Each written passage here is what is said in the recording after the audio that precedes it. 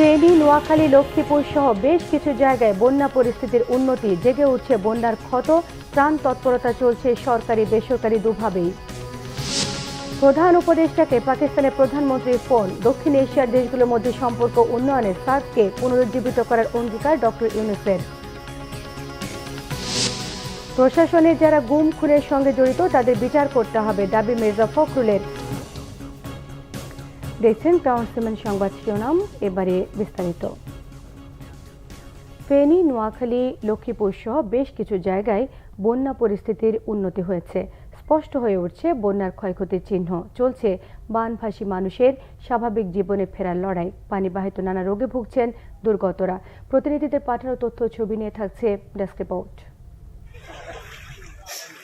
পানি নামতে থাকায় চারদিকে স্পষ্ট হয়ে উঠেছে বন্যার ক্ষয়ক্ষতির চিহ্ন। ফেনী সদর উপজেলার 12টি ইউনিয়নে বানের পানি নামছে।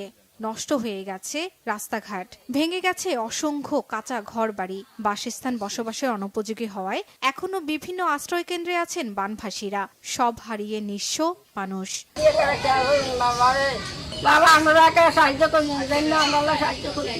এখন আমরা গরু, ছাগল, ভেড়া, হাঁস, মুরগি সব শেষ।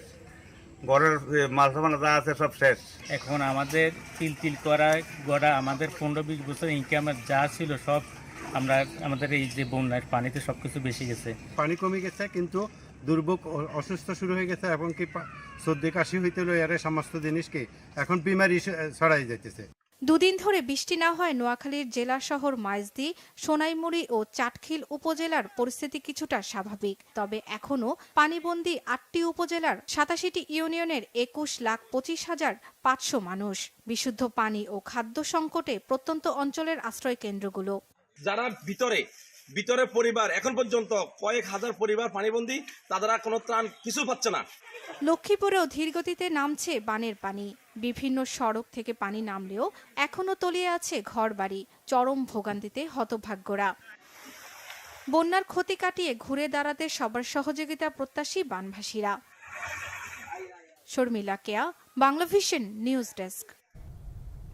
দক্ষিণ এশিয়ার দেশগুলোর মধ্যে সম্পর্ক উন্নয়নে সার্ককে সর্বোচ্চ ফোরাম রূপে পুনরুজ্জীবিত করার অঙ্গীকারের কথা জানিয়েছেন অন্তর্বর্তীকালীন সরকারের প্রধান উপদেষ্টা ডক্টর মোহাম্মদ ইউনূস।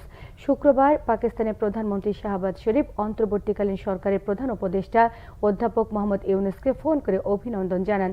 এ সময় উভয় দেশের মানুষের স্বার্থে দুদেশের মধ্যে সম্পর্ক উন্নয়নের আশাবাদ প্রকাশ করেন পাকিস্তানের প্রধানমন্ত্রী শাহবাজ শরীফ। দুদেশের বাণিজ্যিক সম্পর্ক বৃদ্ধির জন্য পারস্পরিক সম্পর্ক বৃদ্ধির কথাও বলেছেন পাক প্রধানমন্ত্রী। প্রধান উপদেষ্টা ডক্টর মোহাম্মদ ইউনূস পাকিস্তানের সঙ্গে বাণিজ্যিক সম্পর্ক বৃদ্ধির পাশাপাশি দুদেশের মানুষের মধ্যে যোগাযোগ বাড়ানোর উপর গুরুত্ব আরোপ করেছেন।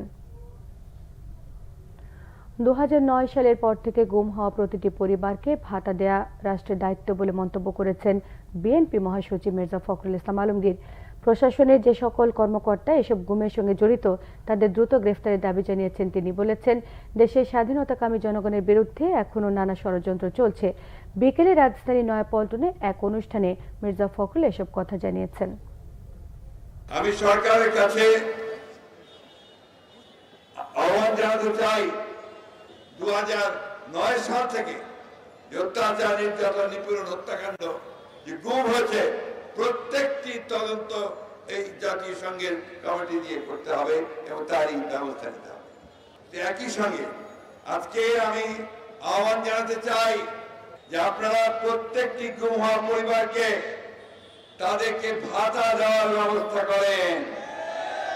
কারণ আমি জানি এখানে অনেক পরিবার আছে যারা অনেক কষ্ট করে তাদের পরিবার চালাচ্ছে, ছেলেদের মানুষ করছে, স্কুলে পাঠাচ্ছে।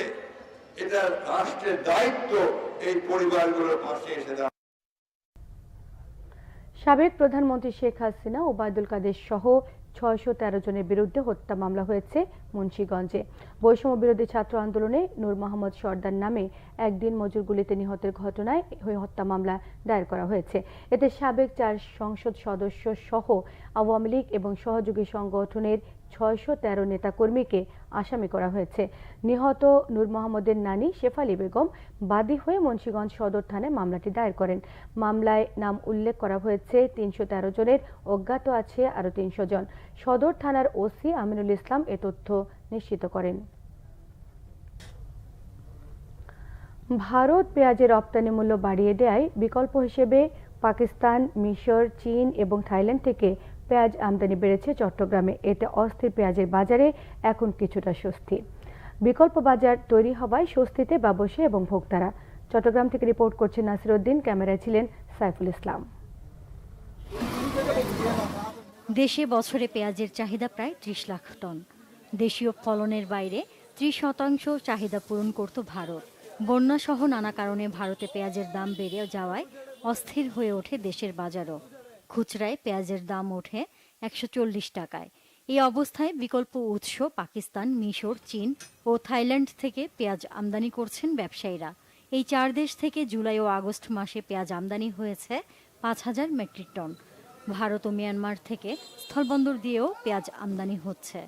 এছাড়া ব্যবসায়ীরা 2,70,000 মেট্রিক টন পেঁয়াজ আমদানির অনুমতিপত্র নিয়েছেন। কৃষি সম্প্রসারণ অধিদপ্তরের উদ্ভিদ সঙ্গ নিরোধ কেন্দ্র এসব পেঁয়াজ পরীক্ষা শেষে দ্রুত খালাসের অনুমতি দিচ্ছে।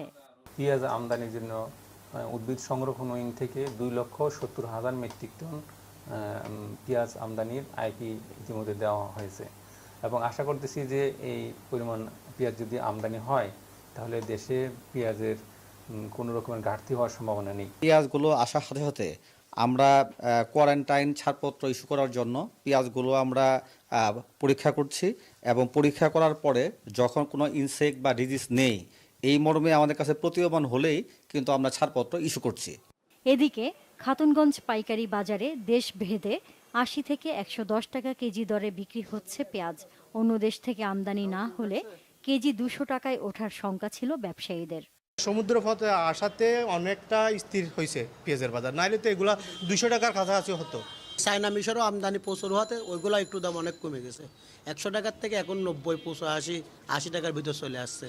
খুচরা বাজারে এখনো বিক্রি হচ্ছে 100 থেকে 120 টাকা কেজি। আমাদের কিনে 90 টাকা। এটা বাসিটা চেয়ারা মানে পরিষ্কার করে 100 টাকা বিক্রি করতেছি। এটা পাকিস্তানির। আর ইন্ডিয়ানটা হইলে 15 টাকা কিনে বিক্রি করতেছে 120 টাকা। আমাদের এখন পেঁয়াজ কিনা পড়তেছে 15 টাকা পাইকারি, বিক্রি হতেছে 20 টাকা, 120 টাকা। বিকল্প বিভিন্ন দেশ থেকে ব্যবসায়ীরা দ্রুত পেঁয়াজ আমদানির উদ্যোগ না নিলে দাম সাধারণ মানুষের নাগালের বাইরে চলে যেত, বলছেন সংশ্লিষ্টরা। Bangla vision news desk. দেশের বিভিন্ন জায়গার আরো কিছু খবর নিয়ে এখন থাকছে একটি ডেস্ক রিপোর্ট।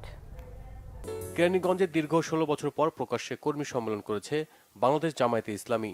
সকালে কদমতলীতে এ সভায় উপস্থিত ছিলেন দলের কেন্দ্রীয় নির্বাহী পরিষদের সদস্য সাইফুল ইসলাম খান মিলন। কৃষি উদ্যোক্তাদের 4 দিনের কর্মশালা শেষে সনদ বিতরণ করা হয়েছে কুষ্টিয়ায়। জেলা কৃষি সম্প্রসারণ অধিদপ্তরের হলরুমে এতে উপস্থিত ছিলেন জেলা কৃষি সম্প্রসারণ অধিদপ্তরের উপপরিচালক Sufi Mohammad Rafiquzzaman. Bangla vision news desk. সংবাদ শেষ করব শিরোনামগুলো আরো একবার জানিয়ে দিয়ে।